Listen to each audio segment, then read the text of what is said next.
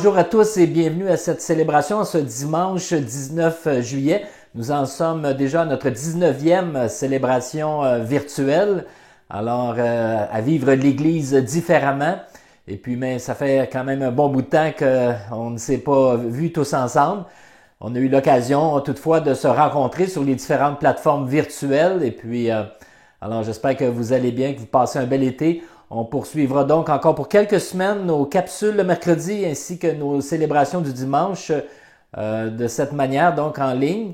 Et puis, nous vous tiendrons au courant donc des développements prochainement pour nos rassemblements dans le bâtiment. Vous pouvez nous suivre dans notre infolettre ou sur la page Facebook. Vous avez sans doute remarqué quelques changements avec notre nouvelle équipe plus dynamique, plus créative. Et visuellement, l'infolettre a beaucoup changé. Alors, notre responsable Andréane Pinard a pris les choses en main. Alors, on remercie toute l'équipe d'avoir pris la relève à ce niveau, au niveau des montages et puis des plateformes.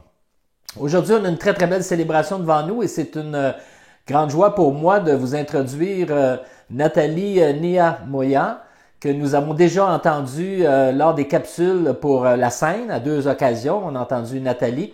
Mais ce matin, c'est la première fois que nous allons l'entendre lors d'un enseignement le dimanche. Alors, je suis convaincu que cette parole saura vous atteindre et vous nourrir spirituellement.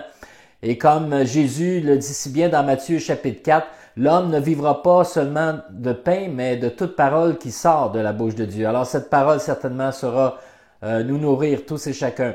Juste avant la célébration, nous entendrons un très très beau chant qui s'intitule « La bénédiction » et c'est interprété par un très grand nombre d'églises de la France qui se sont unies ensemble pour faire ce montage en ces temps de COVID, en ces temps de crise que nous vivons partout au travers de la planète. Alors c'est une très très belle collaboration d'églises, un beau témoignage d'unité aussi. Et pour terminer la célébration, nous entendrons un chant intitulé « Quel repos céleste ». Et c'est d'ailleurs le thème de l'enseignement de Nathalie ce matin, le repos en Dieu. Alors, on est dans le temps des vacances pour plusieurs, nous avons besoin de repos physique, psychologique, mental, mais on a surtout, je dirais, besoin de repos spirituel. Et ce repos, nous le retrouvons en Dieu. Alors, on a besoin de se reposer en Dieu en tout temps, toutes circonstances, et que ce soit dans les vacances ou non. Le repos en Dieu est vraiment ce que nous devrions rechercher à chaque jour de nos vies.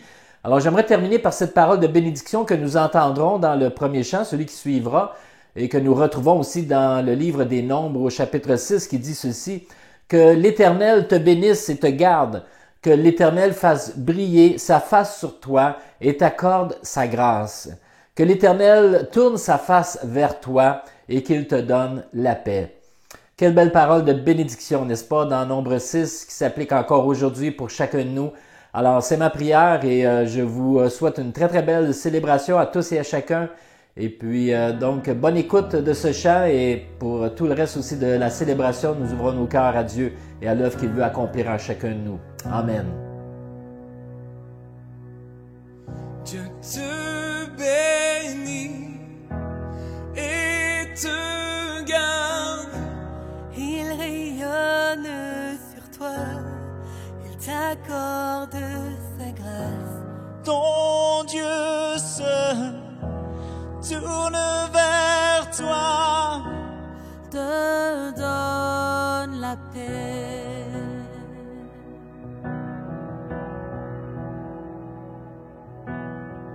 Dieu te bénit et te garde. Il rayonne sur toi, il t'accorde sa grâce. Ton Dieu se tourne vers toi, Te donne paix.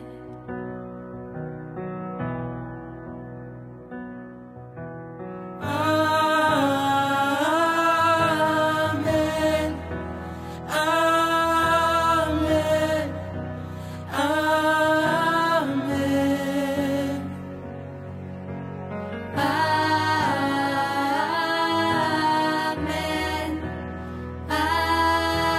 Amen.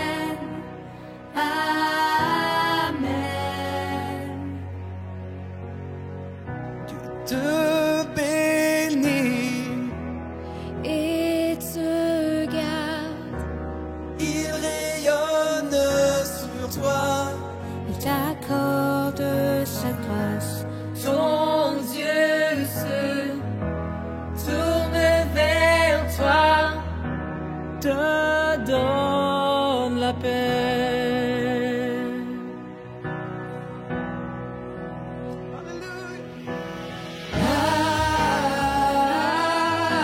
Amen. Amen. Amen.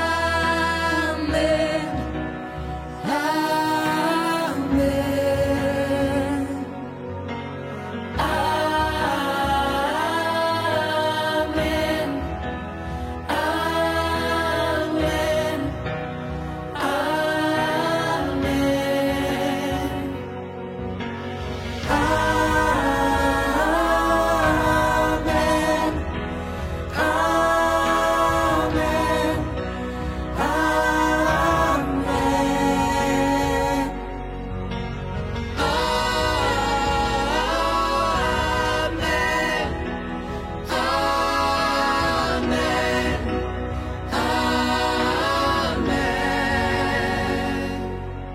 Notre message est simple et c'est dans le ciel qu'il puise son essence. Viens recevoir cette paix qui surpasse toute intelligence. Et dans le calme et la confiance, même au milieu des afflictions, reçois ce souffle d'amour et cette douce bénédiction.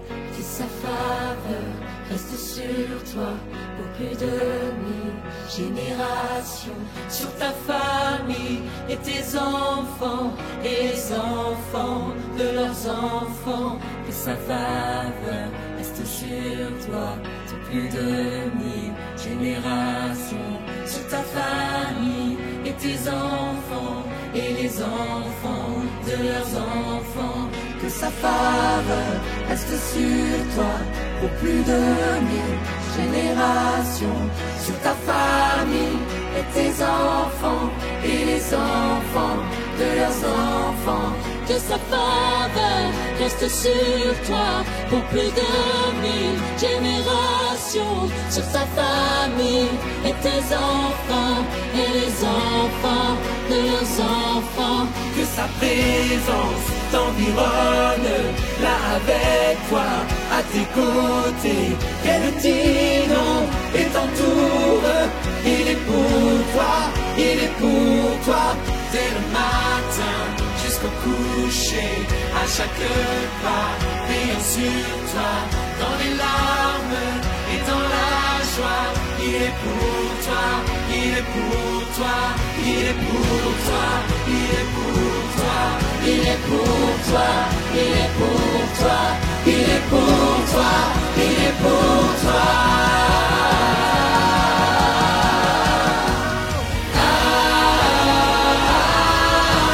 Amen. Amen.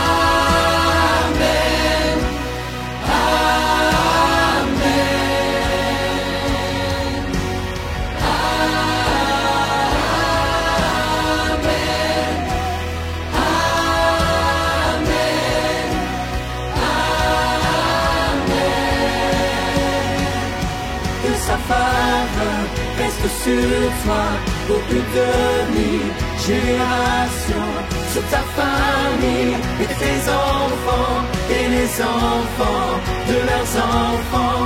Que sa présence t'environne, là avec toi, à tes côtés, que t'inonde et t'entoure. Il est pour toi, il est pour toi. Dès le matin jusqu'au coucher, à chaque pas, veillant sur toi.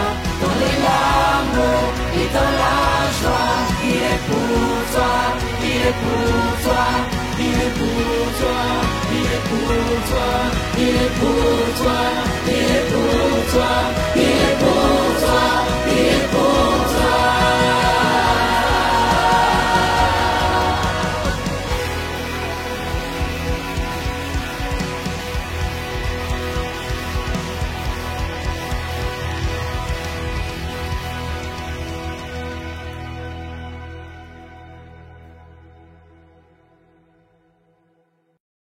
Bonjour à tous, comment est-ce que vous allez? J'espère que vous vous portez bien malgré la situation actuelle et que vous allez passer de très bonnes vacances pour ceux ou celles qui pourront se déplacer.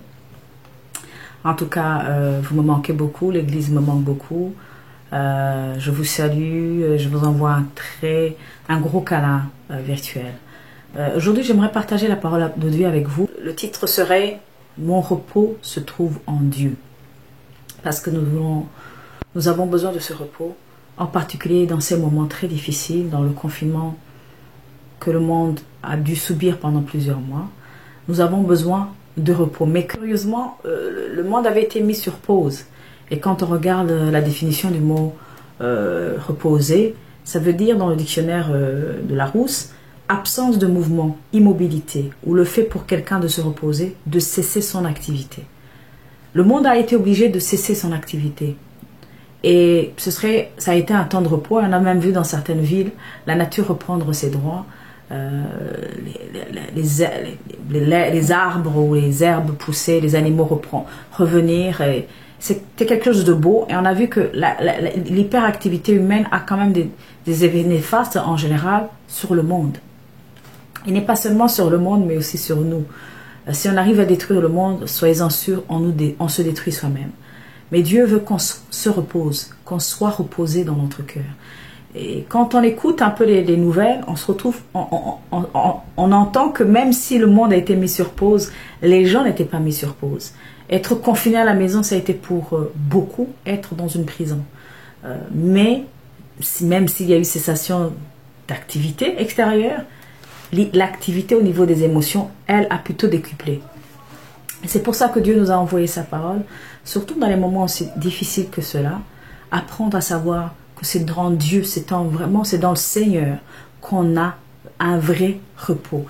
On va lire Ésaïe chapitre 30, verset 15, qui dit « Car ainsi a parlé le Seigneur, l'Éternel, le Saint d'Israël. C'est dans la tranquillité et le repos que sera votre salut.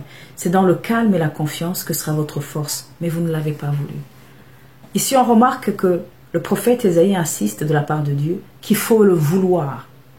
Il faut qu'on prenne décision. Je sais qu'il y a des fois on prie, on se dit « Mon Dieu, donne-moi cette paix, quelque part, qu'elle me tombe dessus. » Non, c'est une décision que l'on doit prendre. C'est un choix que l'on doit faire, de faire confiance à Dieu.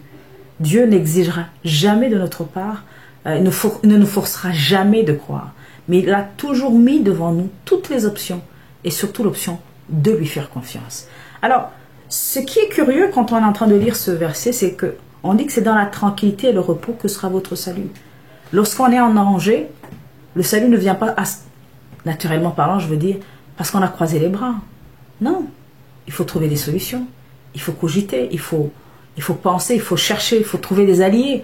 On essaie de faire de notre mieux pour pouvoir s'en sortir, parce qu'on se dit, on va mourir. Non, on est plutôt anxieux et nos réactions nous poussent à trouver des solutions n'importe où. Mais la parole de Dieu nous dit, non, non, non, non, si tu veux être sauvé, fais-moi confiance. Et on pourrait même dire c'est très difficile de lui faire confiance quand on ne le voit pas. Mais ça, j'en parlerai plus tard. Et encore une fois, c'est dans le calme et la confiance que sera votre force. La force, dans le sens naturel, des gens qui sont forts, ils s'entraînent. Ils prennent un régime alimentaire des fois particulier pour pouvoir muscler leur corps, pour pouvoir renforcer leur corps, leurs os. Donc il faut de l'exercice, il faut se lever tôt, il faut faire plusieurs heures de gym pour être fort. Mais Dieu ici nous dit, c'est dans le calme et la confiance que sera votre force. Ce n'est pas seulement une force physique dont on pourrait parler, c'est aussi une force au niveau du travail, il faut de n'importe quel domaine d'activité où dans le monde naturel on est obligé de pouvoir trouver des solutions, de se lever, de faire des efforts. Mais Dieu dit, faites-moi confiance. C'est là où vous allez devenir fort. Alors, c'est bien qu'on se pose des questions sur ce mot repos. Parce que quand on regarde dans la Bible, ce mot repos est intéressant. Et la première fois que Dieu l'a utilisé, c'est quand il avait fini de faire son travail, lorsqu'il avait fini de créer les cieux et la terre, et que le 7e jour, il a dit qu'il s'était reposé. Le mot en grec, quand on parle de repos dans la Bible, la Bible a été écrite en grec et en hébreu. En grec, ça veut dire katapaos, je ne sais pas si je l'ai bien écrit, plutôt prononcé, ça veut dire une mise au repos, une accalmie des vents. J'ai beaucoup aimé cette définition, une accalmie des vents, parce qu'il y a des fois, dans notre vie, dans notre cœur, dans notre âme, il y a tellement de tempêtes, on ne sait pas quoi faire. On se retrouve pratiquement comme les disciples qui étaient dans la barque avec Jésus. Et on a presque envie de dire à Dieu, mais Quoi? Ça te fait rien que je me ressens, que je sente comme ça? Tu pourrais pas venir à mon secours? Viens. Parce qu'on n'est pas reposé. C'est curieux qu'on peut ne pas être reposé quand on est avec Jésus. Ça fait de la peine, mais c'est souvent le cas. Et dans un autre mot, plutôt en hébreu, le mot repos veut dire Shabbat, cesser, se désister, se reposer, faire cesser, mettre un terme à quelque chose, à une activité par exemple. Donc, on voit très bien que nous avons besoin de cesser de s'activer, de trouver nos propres solutions. Cela ne veut pas dire que demain matin, lorsque tu dois travailler, tu ne vas pas aller travailler. Non, non, non, ça n'a rien à voir. Mais c'est plutôt ce repos au niveau de l'âme, au niveau de notre cœur que nous avons besoin d'avoir. Il y a des fois on s'inquiète et je vous assure, ces temps-ci les raisons pour s'inquiéter sont vraiment nombreuses. On s'inquiète pour notre propre santé, pour la santé de nos proches. On s'inquiète pour notre travail, on s'inquiète pour tout. Avec ce confinement et avec ce Covid, les raisons de s'inquiéter ou de ne pas se reposer émotionnellement se sont multipliées. Mais ce qui est important, c'est de savoir que le repos nous a été donné par Dieu. Faisons-lui confiance. Essayons de trouver, de lui faire confiance dans tout ce qu'il fait. Parce que c'est lui seul qui est capable de pouvoir nous accorder quelque chose qu'on ne peut pas nous donner nous-mêmes. Le repos. Alors, le repos, je vais essayer de donner des choses qui ne sont pas, ce qui n'est pas le repos, mais qui pourrait s'apparenter un tout petit peu au repos. Le repos, ce n'est pas un changement d'activité. C'est vrai que c'est très important de changer d'activité, en particulier lorsqu'on a un travail très prenant, lorsqu'on a fourni des efforts, c'est très intéressant, c'est très important de pouvoir changer d'activité. C'est pour ça qu'il ne faut pas prendre un travail qu'on a à la maison, au boulot, qu'on amène à la maison, on continue à travailler, c'est pas bien. Il faut bien catégoriser notre vie, savoir qu'il y a un moment pour faire ce travail, il y a un moment pour l'arrêter. Je ne parle pas de ça. Il est important de changer d'activité. Mais ce n'est pas parce que vous avez changé d'activité extérieurement que votre âme est reposée. Je dirais même que ça fait un effet juste de bandage, ça couvre le problème de notre âme, mais ça ne le règle pas.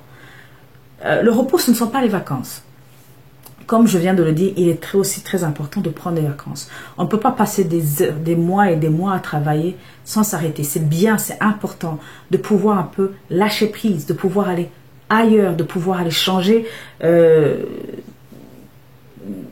au moins d'endroits là où on doit dire, ok, maintenant j'ai vu autre chose. C'est très important. Les vacances, en tout cas, si on peut les prendre, je les souhaite à tout le monde. Mais c'est pas parce qu'on est en vacances que notre âme est reposée. La plupart des fois, ça a plus un effet de politique d'autruche. On part, on oublie qu'on a des problèmes, mais sitôt qu'on revient à la maison, tout revient en vrac. Le repos, ce n'est pas aussi le divertissement. Je me rappelle que quand j'étais jeune, et même beaucoup plus tard, c'est plutôt un truc que j'ai développé quand j'étais jeune. Dès que j'avais un problème émotionnel, dès que je n'arrivais pas, mon âme était troublée. Ce que je faisais, c'est que je m'enfuyais dans le travail. Écoutez, la première chose que je faisais, c'est que je quittais la maison et j'allais ce qu'on appelle au Centre culturel français, et je prenais des BD, je prenais des livres, je lisais, je mangeais des livres. Mais c'est pas ça. Ou je prenais le temps de regarder des films. J'étais très cinéphile, j'aimais beaucoup les films. À un certain moment, je me disais non, ça va pas. J'étais presque addictive. Mais c'était juste pour changer, mais ça ne calme pas le repos. Ça ne donne pas le repos. Ça peut calmer. C'est comme juste du Tylenol que l'on donne quand on a mal à la tête. On a juste calmé la douleur, mais on n'en a pas guéri la maladie. On n'a pas traité le problème. On n'est pas allé à l'intérieur du problème pour pouvoir réellement te guérir.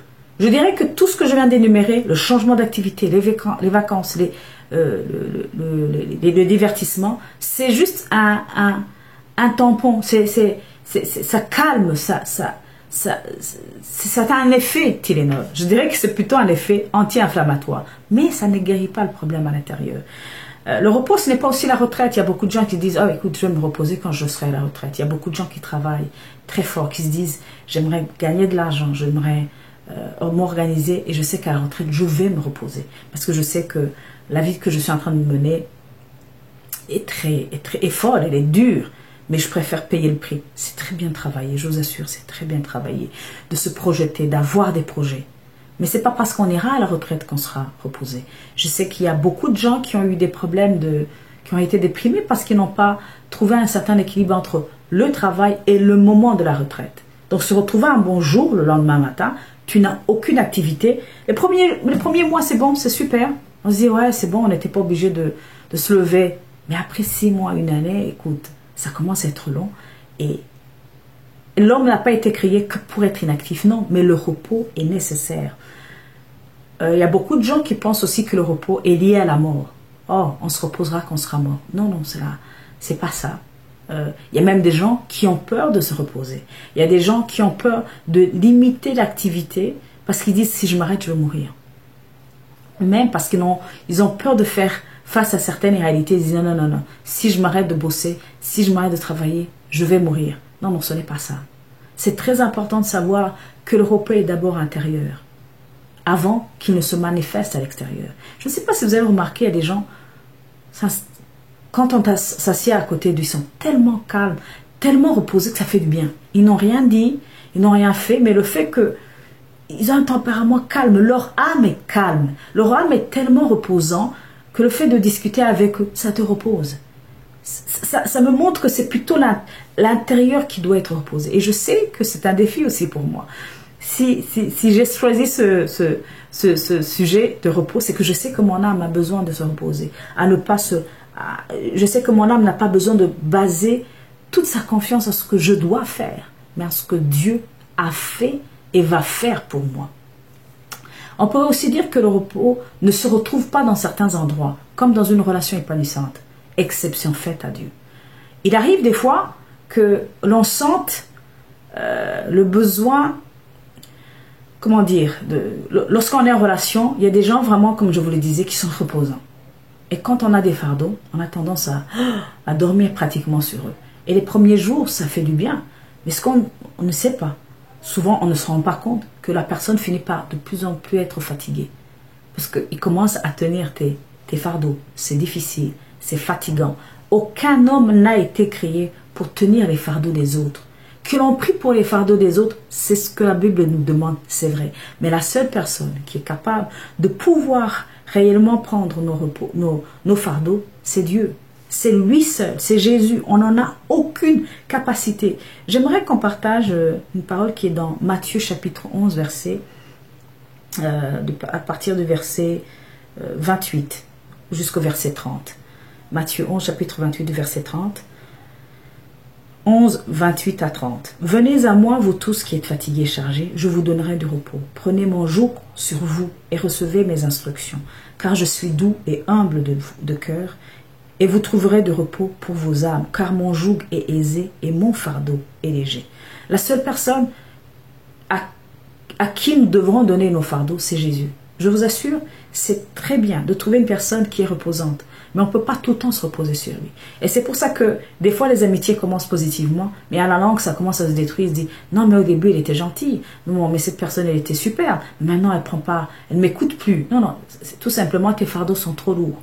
Ou elle est fatiguée, elle ne sait pas quoi dire, elle n'a plus de solution pour toi. Mais le repos ne se retrouve pas dans une relation avec une personne. Il y a même des fois on peut se marier en se disant, ouais, je suis amoureux, j'aime cette personne, c'est très bien, c'est super. Je vais aussi me reposer sur lui. C'est aussi une belle erreur qu'on va commettre parce qu'à la longue, la personne va être fatiguée. En tout cas, c'est l'une des erreurs que j'avais commises dans mon couple. C'est de te penser que Olivier allait être mon oreiller sur lequel tout le temps j'allais poser mes fardeaux sur lui. Non, il n'a pas été créé pour ça. Qu'il prie pour moi, qu'il m'aide à trouver le Sauveur, à aller vers Jésus pour qu'il puisse me décharger de mes fardeaux. Oui, mais c'est pas à lui de prendre le fardeau. Parce que souvent, c'est ce qui arrive et on finit malheureusement à détruire ces relations. La seule personne qui a cette habilité de peut tenir, de prendre nos fardeaux, c'est Jésus. La seule personne. Et c'est pour ça qu'il est très important de se reposer sur lui et de se reposer surtout sur sa parole. Alors, comme je disais, le repos ne se trouve pas dans une relation épanouissante, exception faite à Dieu. le repos aussi ne se trouve pas dans une projection du futur. Il y a beaucoup de gens qui se disent, écoute, si jamais je quitte cet appartement, si jamais j'ai une grande maison, si jamais je me marie, si jamais j'ai des enfants, si jamais je change de travail, si jamais... Le si, comme on dit, avec un si, on mettrait pareil dans une bouteille. Avec des suppositions, on pense qu'avec les suppositions, on sera en paix. Je suis sûre et certaine que la plupart des gens qui sont arrivés dans ce qu'ils avaient espéré n'ont pas trouvé le repos. Et malheureusement, ça crée un effet plutôt contraire. On se dit, mais j'avais pleuré, j'avais prié pour ça, j'avais espéré ce travail, j'avais voulu cet enfant. Mais c'est pas possible. Qu'est-ce qui se passe? Tout part en vrille. Parce que nous avions mis notre confiance en ce qu'on espérait, en pensant que cette chose qui viendra dans notre vie va nous donner le repos. Aucune chose, aucun être humain, aucune situation ne pourra nous combler ou nous donner une solution à notre âme, exception faite à Dieu. C'est pour ça que c'est très important de tout le temps revenir à Dieu. Il y a une amie qui me disait, écoute Nathalie, t'exagères quand même. Hein? Bon, si on est marié et que ton conjoint ou ta conjointe ne t'aide pas, c'est normal qu'on soit fatigué. Je dis, c'est vrai, mais il ne faut pas non plus qu'on mette trop d'espoir sur un être humain. Le seul espoir qu'on a, c'est en Dieu. Mais elle dit, mais pratiquement, ça veut dire quoi? Parce que c'est pas lui qui va venir t'aider à payer les factures. Non, non, c'est vrai que dans le côté pratique, Dieu ne viendra pas physiquement. Mais rappelez-vous que nous sommes des êtres spirituels. Dieu est capable de changer les temps et les circonstances. Dieu est capable de changer les cœurs. Dieu est capable de changer le monde entier. C'est par sa parole que le monde a été créé. Dans Hébreux chapitre 11, verset 3, on dit que nous croyons, c'est par la foi que nous croyons que l'univers a été arrangé harmonieusement par la parole de Dieu. Cette parole me bénit véritablement. Parce que c'est par la parole de Dieu que Dieu a arrangé toutes choses. Il a créé l'univers, il a établi les lois. Tout ce que l'on voit, tous les arbres, tous les animaux, nous-mêmes, nous découlons de ce que Dieu a confessé. Si donc tu veux que ton monde change, repose sur ce qu'il a dit. Recherche dans sa parole les promesses qui te concernent, ce qu'il dit de toi. S'il dit, je ne te laisserai pas, je ne te laisserai pas, prends cette parole, agrippe-toi sur ça et dors, repose-toi sur cette parole. Moi maintenant, je considère la parole de Dieu comme pratiquement un lit, un lit sur lequel on va dormir, on va se reposer. Il y a tellement de promesses sur le monde, mais quand tu as un bon lit, tu dors réellement. Et la parole de Dieu, c'est comme un lit confortable qui ne va jamais, jamais bouger. Prends cette parole, dors dessus, repose-toi dessus. Je sais que les choses à l'extérieur sont différentes, sont peut-être bizarres, contraires à ce que la parole de Dieu te promet, mais repose-toi sur ça, parce que la parole de Dieu a une capacité de changer les choses. Alors comme je disais, la parole de Dieu ne se retrouve pas dans une relation épanouissante, ne se retrouve pas dans un projet du futur, se marier, acheter une maison, etc. Pas du tout. Mais la parole de Dieu, le repos se retrouve en Dieu. Et j'aimerais qu'on lise un passage qui est dans Hébreux. Hébreux chapitre 3, verset 19. Nous voyons donc qu'ils n'ont pas pu entrer dans le repos de Dieu parce qu'ils ne lui ont pas fait confiance. Avant de continuer d'expliquer un petit peu ce verset, j'aimerais donner un petit peu le contexte de ce texte. C'est que l'auteur des Hébreux écrit à ses frères hébreux en leur expliquant que les gens de l'Ancien Testament, en particulier ceux qui étaient dans le désert, n'ont jamais accepté la parole de Dieu, n'ont jamais reçu cette parole et n'ont pas bénéficié de cette parole. Et on montre dans la parole de Dieu que la génération qui venait d'Égypte n'a pas pu entrer dans le pays promis. Parce qu'il faut prendre la parole de Dieu, il faut vraiment la saisir et l'accepter avant de vivre la réalité qu'elle te promet. Et donc,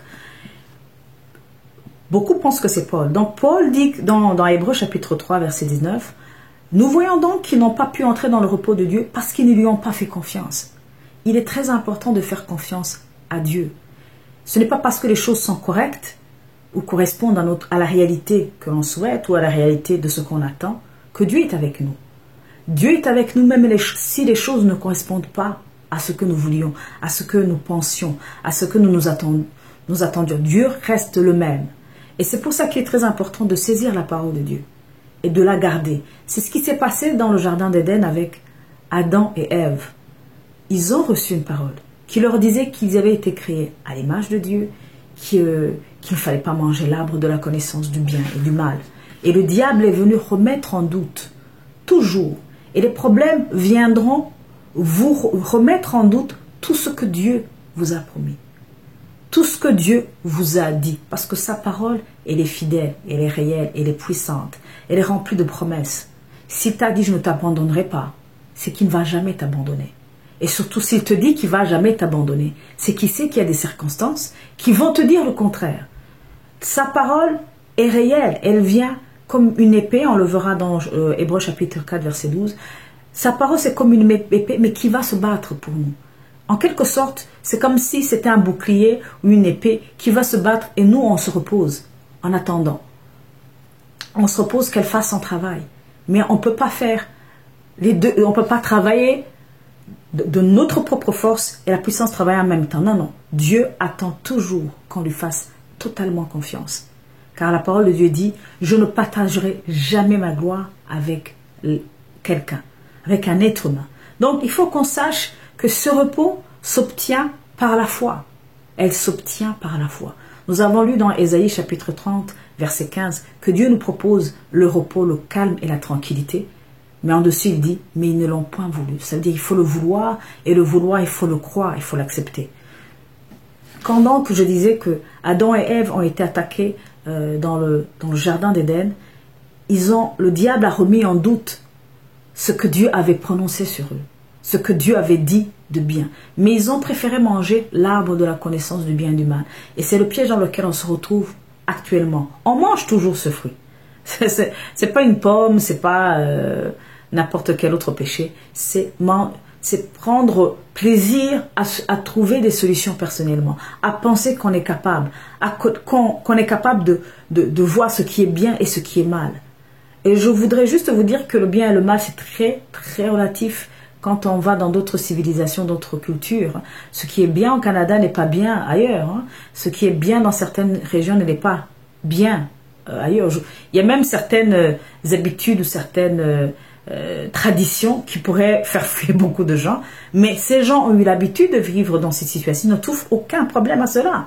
Mais ce qui est bien, ce n'est pas ce que l'homme pense, ou ce que l'homme a établi comme tradition, ou ce que l'homme a établi comme bien pensant, c'est ce que Dieu a dit. S'il dit, je suis avec toi, fais-lui confiance. S'il dit, je ne te délaisserai pas, c'est qu'il ne va jamais te délaisser. Donc, dans Hébreux chapitre 3, verset 19, on dit, nous voyons donc qu'ils n'ont pas pu entrer dans le repos de Dieu parce qu'ils ne lui ont pas fait confiance. Et dans Hébreux chapitre 4, verset 8, il est écrit, en effet, si Josué avait assuré le repos aux Israélites, Dieu ne parlerait pas après cela d'un autre jour. C'est donc qu'un repos reste pour le peuple de Dieu, un repos semblable à celui de Dieu le 7e jour. Car celui qui est entré dans le repos de Dieu se repose de ses œuvres, comme Dieu s'est reposé des siennes. C'est vrai que quand on est en train de lire ce texte, je vous assure qu'il y a un moment, un certain temps, quand je lisais Hébreu, je disais, mais c'est du chinois, c'est de mathématiques, c'est très dur. Mais quand on prend le temps de méditer, c'est extrêmement riche. Comme je vous le disais, pour revenir un petit peu dans le contexte historique des Israélites, le peuple d'Israël qui avait quitté l'Égypte sous la direction de Moïse a été aussi emmené dans le pays promis par Josué. Et Dieu lui avait dit, je vais te donner de l'autorité, je serai avec toi, je ne te délaisserai pas. Tu vas faire pénétrer ce peuple dans le pays promis. Mais c'était un pays où coulait le lait et le miel. C'était un pays extrêmement bon et beau, avec des promesses magnifiques. Mais ici on dit que Josué n'a pas assuré le repos aux Israélites. Pas du tout. Il leur a dit, je vous donne un pays de bénédiction, mais ça ne veut pas dire que quand vous allez dans ce pays, vous serez de tout repos. Parce que le repos n'est donné que par Dieu. Comme je vous l'ai dit, ce pays, le Canada, c'est un pays franchement paisible, un pays magnifique, un très grand pays. Mais ce n'est pas parce que les gens y habitent que tout le monde est paisible, tout le monde a la paix, tout le monde est reposé dans son cœur. Et je suis certaine que le taux de divorce, de tentatives de suicide a dû s'accroître avec le confinement. Donc, le fait de cesser une activité ne veut pas dire qu'on a trouvé une solution, qu'on est reposé dans notre âme. Non. Et même la plupart des fois, la cessation d'activité nous donne de faire face à un problème, nous donne de ne pas pouvoir fuir. Quand on est confiné, on ne peut pas fuir. Hein. On ne peut pas fuir un problème. Si on avait une mauvaise relation avec son conjoint, on ne va pas le fuir. Si on avait même une mauvaise relation avec nous-mêmes, des fois on veut se fuir, on veut partir, on veut travailler, on veut être actif, on veut être en compagnie avec les gens. Je vous assure, être en relation avec les gens, c'est très important. Mais la plupart des fois, on se fuit nous-mêmes. On est de mauvaise compagnie. Donc, j'ai presque envie de demander, si tu trouves que tu es de mauvaise compagnie, est-ce que tu penses qu'il y a des gens qui pourront réellement te supporter? Avec le repos, Dieu peut créer des choses extraordinaires. À travers notre repos, Dieu est capable de produire des choses magnifiques. Je voulais juste vous rappeler que quand Adam a dû dormir profondément, quand il s'est reposé, quand il a été obligé d'être reposé par Dieu, c'est à partir de là que la femme a été créée. C'était une personne magnifique. Dieu a dû faire dormir Adam. Il y a tellement de choses que Dieu peut nous donner pour faire sortir en nous des choses qui sont cachées, des choses magnifiques. Des fois, on se dit, je ne suis pas capable d'y arriver, mais repose-toi. Calme-toi, repose-toi sur la parole de Dieu. Ne sois pas seulement inactive, mais repose-toi sur la parole de Dieu. Quand tu te reposes sur la parole de Dieu, c'est là réellement que Dieu va sortir des choses magnifiques. Il y a même des fois, on se dit, je ne pourrais pas faire ça. Moi, je suis incapable. Je ne peux pas. Mais quand tu te reposes sur Dieu, que c'est lui qui est capable de le faire au travers de toi, tu te rends compte que, waouh, c'est vrai, c'est possible. C'est possible de s'en sortir. C'est possible de ne pas perdre la tête. C'est possible de pouvoir se régénérer. Donc, Josué avait montré un pays, avait amené le peuple de Dieu dans un pays de promesses, dans un pays magnifique. Mais ici, on dit que Dieu seul est le garant du repos réel. Au verset 8, je vais encore le relire. En effet, si Josué avait assuré le repos aux Israélites, Dieu ne parlerait pas après cela d'un autre jour. C'est donc qu'un repos reste pour le peuple de Dieu, un repos semblable à celui de Dieu le 7e jour. Car celui qui est entré dans le repos de Dieu se repose de ses œuvres comme Dieu s'est reposé des siennes. Là, la question qui se poserait, c'est de savoir comment est-ce qu'on va se reposer. On va travailler, faire de notre mieux, puis après on se dit, écoute, je lâche prise et j'attends que Dieu fasse son travail, je vais me reposer sur lui. Peut-être pas. Je ne te dis pas de ne pas travailler, je ne te dis pas de faire ce que tu dois faire. Mais j'aimerais juste aussi te poser cette question. Comment est-ce que Dieu a agi, a travaillé? Parce que s'il faut se reposer des œuvres, ça veut dire que tu étais en train de travailler. Mais regardez dans Genèse chapitre 1, comment Dieu a travaillé, entre guillemets. Comment Dieu a créé toutes choses, les cieux et la terre. Il a juste dit.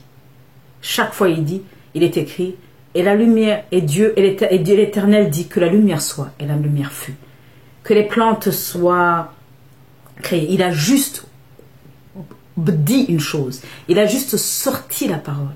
Et sa parole a été créatrice. Pour nous aussi, nous devons faire la même chose. Dans ta situation, prends la parole de Dieu. Va la méditer. Sincèrement, ce sera très difficile pour toi de pouvoir vivre dans des dimensions de Dieu si tu ne lis pas la parole de Dieu. Parce qu'elle est remplie des promesses de Dieu. Va dans la parole de Dieu. Relis certaines histoires. Relis en particulier par exemple l'évangile de Jean. Relis les épîtres. Relis l'Ancien Testament.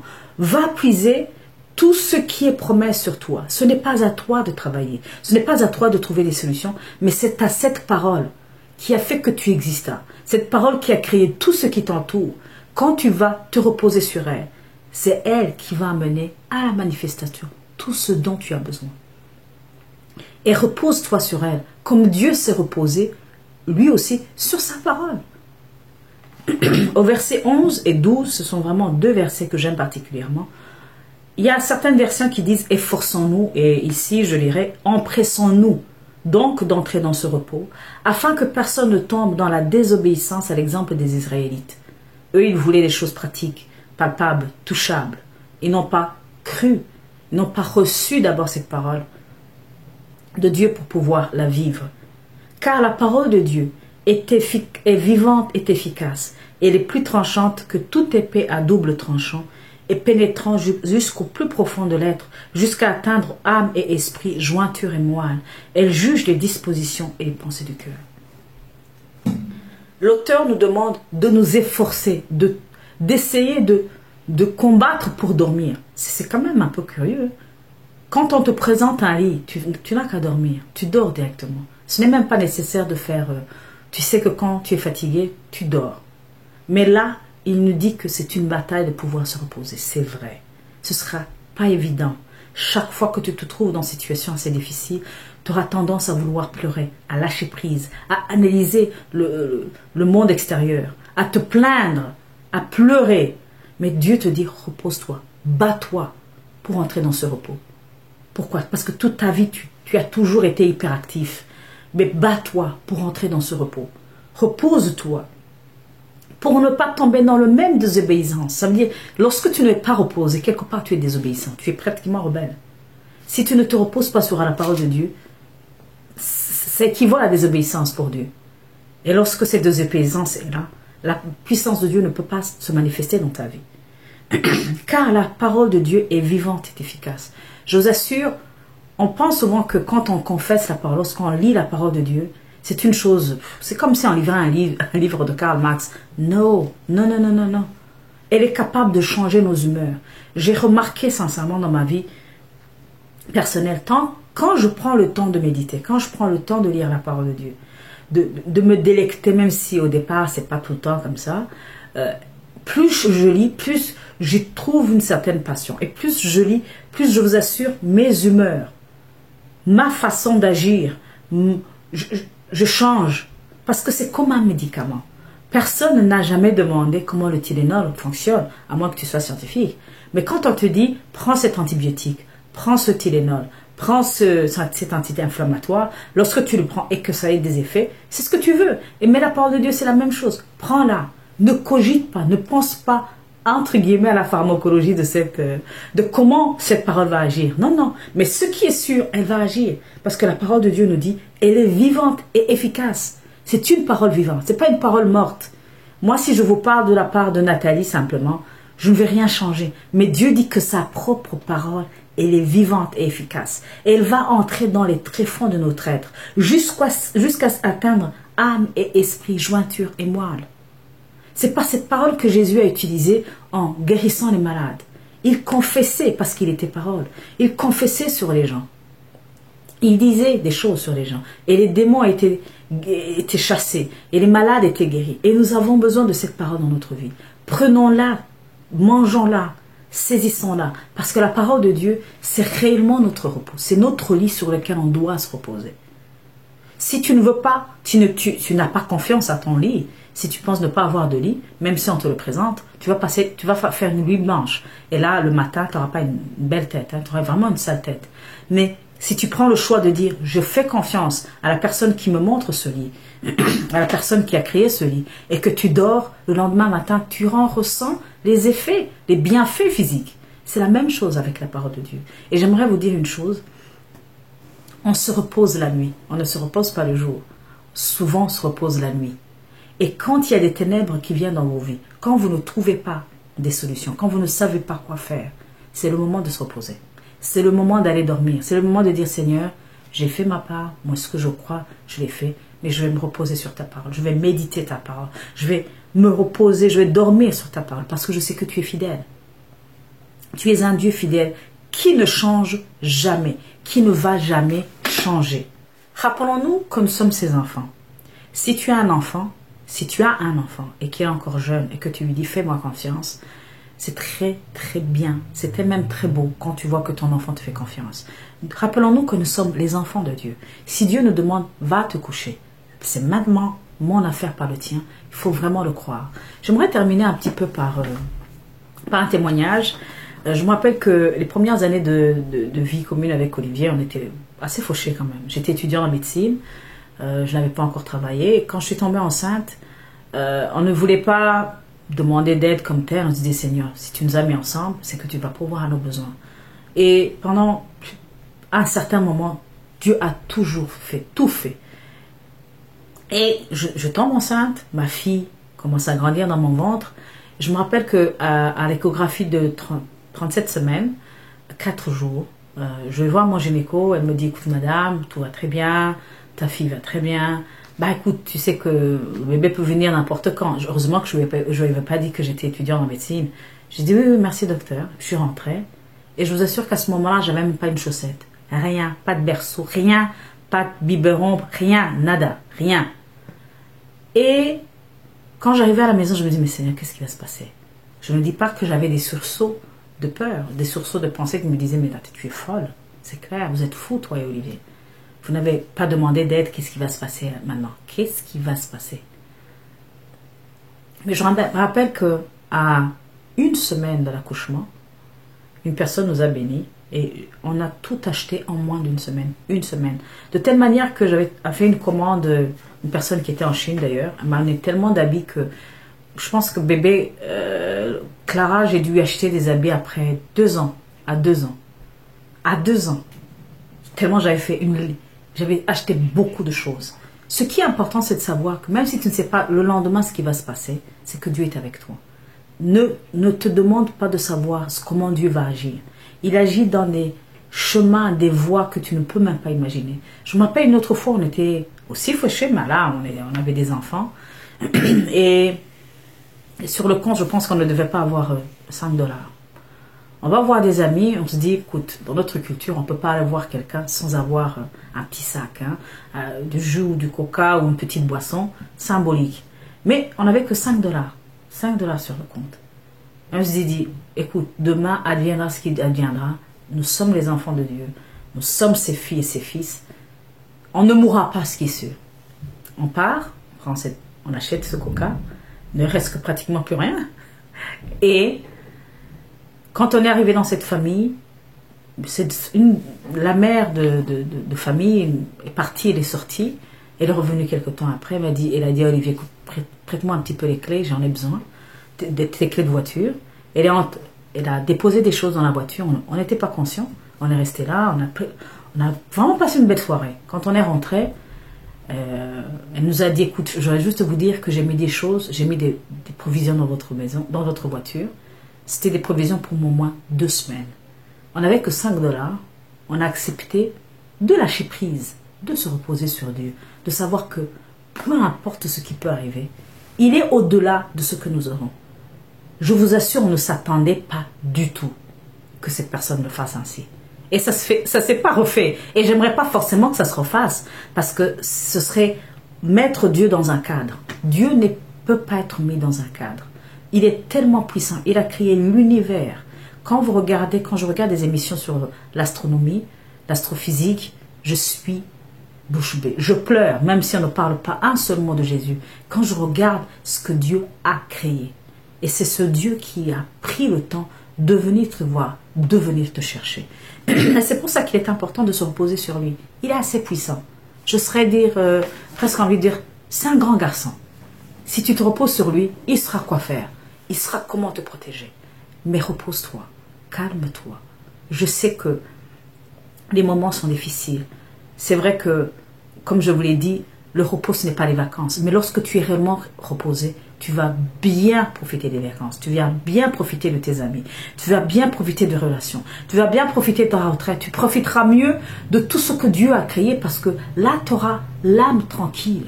Et tu seras capable de pouvoir réellement baigner dans la présence de Dieu. Parce que Dieu a toujours voulu que tous ses enfants puissent être dans de bonnes dispositions. Le repos fait partie de l'une des meilleures dispositions de notre âme. Alors j'aimerais terminer par une prière. Père, je prie que par ta grâce, tu puisses réellement nous visiter. Nous avons tellement besoin de lâcher prise et de nous reposer sur toi. Donne-nous une plus grande révélation de qui tu es, de qui tu es réellement dans notre vie, pour qu'on puisse te laisser plus de choses, parce qu'on pense qu'on est capable alors qu'on n'est pas capable. Père, je prie pour chaque âme fatiguée. Je prie pour chaque âme qui se pose des questions. Je prie pour chaque âme qui se trouve dans la confusion. Viens nous visiter, Saint-Esprit. Viens enlever ce poids qui nous affaiblit, qui nous emmène loin de toi et qui nous empêche de jouir, Seigneur, de ta présence. Seigneur, je te demande de nous donner ton vrai repos. Donne-nous de nous reposer sur ta parole. C'est dans le nom de Jésus-Christ que je prie. Amen. Veuillez passer une très très belle soirée, une très bonne journée. Ça dépend de l'heure que vous allez écouter cette vidéo. En tout cas, passez une très bonne semaine. Merci.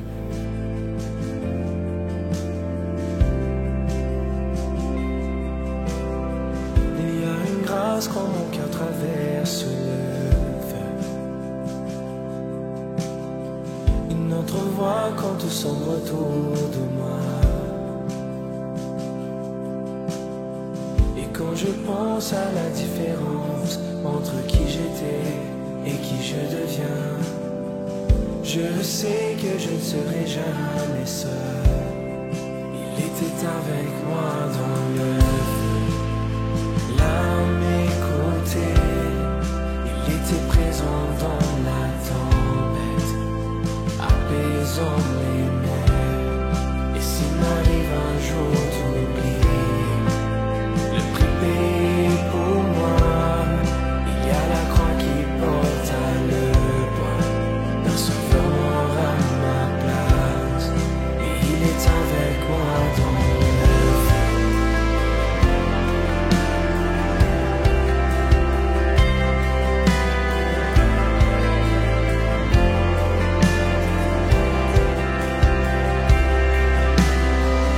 Toute ma dette a quitté, oui, à tout jamais. Le péché n'a plus aucun pouvoir sur ma vie. Et s'il m'arrivait de retomber entre qui j'étais et qui je deviens, quand bien même je ne céderai pas à ce monde. Et je sais que je ne serai jamais seul, car il est avec moi dans le feu. Là à mes côtés, oui, il est présent dans la tempête, apaisant les mers. Et s'il m'arrive un jour d'oublier la puissance de sa grâce, il y a un tombeau qui est bien vide, et cette puissance vit en moi. Il est avec moi dans le feu. Il est avec moi dans le feu. Il est avec moi dans le feu. Il est avec moi dans le feu. Oui, je vois la lumière dans les ténèbres, alors qu'elle fuit devant lui. J'entends dans les yeux un rugissement, quand sa gloire nous envahit. Je sens la terre trembler là sous nos pieds, alors que les murs s'effondrent. Rien ne peut nous séparer, rien ne peut nous séparer.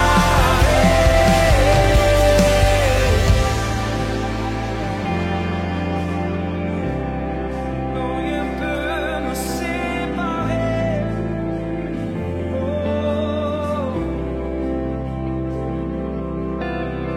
Il n'y a aucun autre nom comme le nom de Jésus.